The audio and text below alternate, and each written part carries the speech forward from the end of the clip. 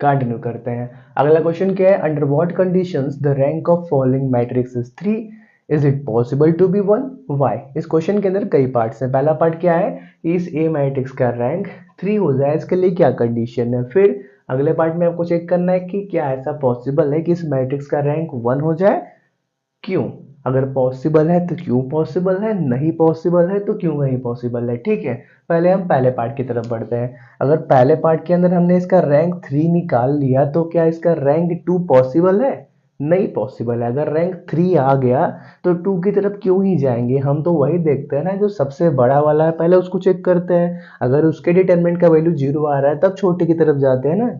तो अगर 3 आ गया तो ये क्वेश्चन तो वैसे ही गलत हो जाएगा, तो गलत हो जाएगा तो क्यों गलत होगा वो भी बताना है। ठीक है, चलो हम पहले इसकी तरफ बढ़ते हैं। पहले क्या, ए मैट्रिक्स है, इसके डिटरमिनेंट का वैल्यू निकालते हैं। तो कितना मिलेगा, 2 4 2 3 1 4 1 0 x, क्योंकि उसने दे रखा है कि under what condition the rank of following matrix is 3, मतलब क्या, आप वो कंडीशन बताओ जिसके अंतर्गत इस मैट्रिक्स का रैंक 3 होगा। मतलब इस मैट्रिक्स का रैंक 3 फिक्स हो गया, मतलब इसके डिटरमिनेंट का वैल्यू 0 के बराबर नहीं आना चाहिए। तो बस क्या करो, जैसा लास्ट क्वेश्चन किया था सेम वैसे ही करो, x का वैल्यू फाइंड करना है।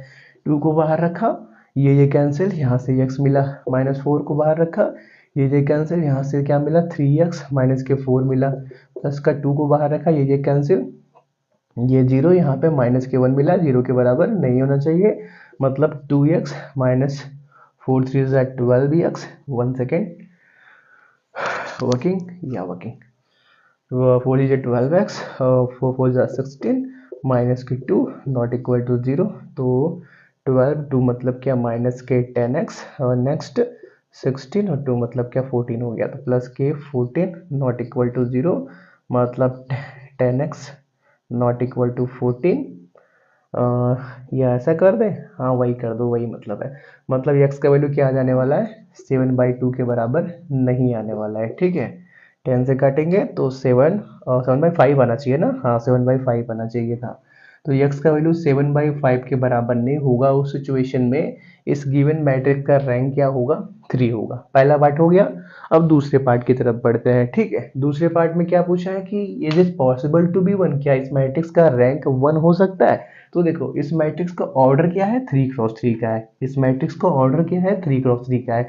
अगर हम 1 सेकेंड के लिए मान भी ले कि इस मैट्रिक्स का 3x3 ऑर्डर के मैट्रिक्स का डिटर्मिनेंट 0 के बराबर हो गया, तो जब भी हम डिटर्मिनेंट का वैल्यू 0 पाते हैं तो उससे एक कम ऑर्डर पे जाते हैं। कहाँ जाते हैं, 3x3 है तो कहाँ जाएंगे हम, 2x2 ऑर्डर वाले इसके छोटे से सब मैट्रिक्स की तरफ जाएंगे और उसके डिटर्मिनेंट का वैल्यू चेक करेंगे। अगर वहां पे जितने भी पॉसिबल छोटे छोटे सब मैट्रिक्स हैं, सभी सभी सब मैट्रिक्स के डिटर्मिनेंट का वैल्यू अगर 0 के बराबर हो जाता है तब हम 1x1 पे जाएंगे, अदरवाइज नहीं जाएंगे। तो मान लेते हैं अगर हमारे पास 3x3 ऑर्डर के मैट्रिक्स के डिटरमिनेंट का वैल्यू 0 आ गया तो हम 2x2 पे जाएंगे। 2x2 का कोई भी एक ले लो, मान लेते हैं हमने इन चारों एलिमेंट्स को लिया। ठीक है, तो यहाँ पे क्या देख रहे हैं हम, यहाँ पे क्या क्या है, 2 4 3 1, इसके डिटरमिनेंट का value, determinant of A dash मतलब क्या, 2 1 2 3 2 4 3 12, मतलब क्या माइनस के 10 आने वाला है, कुछ भी है 0 के बराबर नहीं है।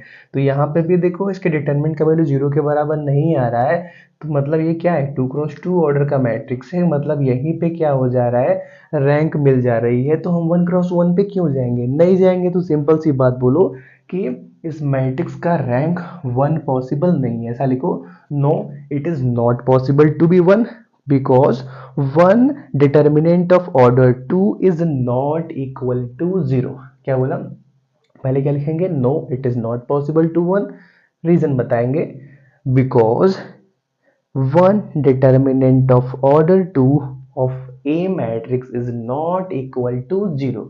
चलो इसको नोट करो।